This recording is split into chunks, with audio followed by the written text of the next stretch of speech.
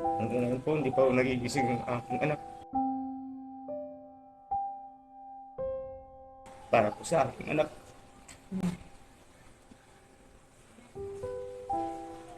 Hanggang ngayon po, hindi pa po kami palabas sa ospital. Dahil sa wala po kami bayad.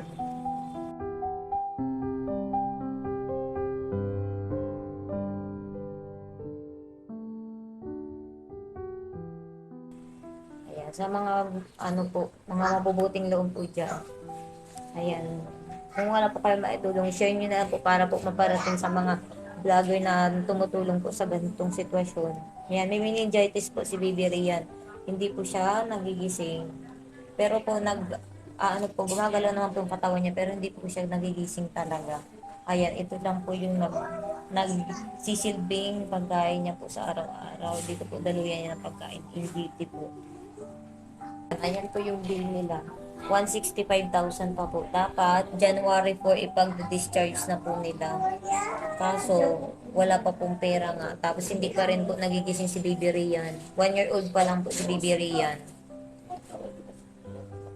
Na-stressan ng mga magulang kasi walang pambayad. 164,000 mahigit yung bill. Ayan, gumagalaw po si Baby Rian. Pero hanggang galaw lang ng kamay. Yan, nagre-response siya ng kanya pero hindi siya nagmumulat. Ayan po. Wala pa pong sinasabing doktor, hindi nila alam kung kailan magigising. Kaya tuloy daw po ang gamutan kaso wala na silang pambili ng gamot. Tapos ang laki pa po ng bill nila dito sa hospital po. Ayan, sa mga may mababuting loob po. Ayan, tulungan po na si Baby Rian. 1 year old pa lang po siya. Ayan, December 18 po siya na-discharge dito. Dito na rin po siya ng bagong taon at Pasko.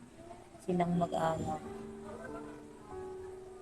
Ayan po. Ayan. Natutulog lang po siya. Pero ano po, nag, may ano pa po, naka-maintenance pa po yung gamot niya. Kasi po, yung kamay niya is namumutla pa po.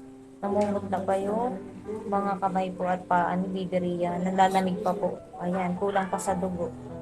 Ayan po. Meningitis po, yung naging sakit po ni Baby Rian.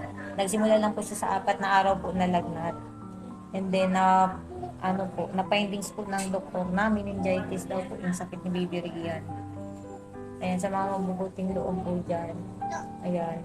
Pakishare, tulungan nyo na lang po ako na ma-share ito sa mga mabubuting loob na nagbibigay ng tulong, lalo na sa mga kagaya ni Baby Rian na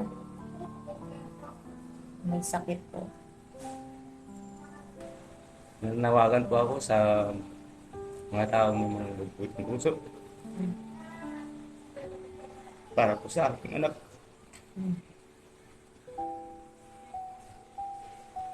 Hanggang ngayon po, hindi pa po kami palabas sa ospital. Dahil sa wala po kami bayad. Sana po, natulungan niyo po kami.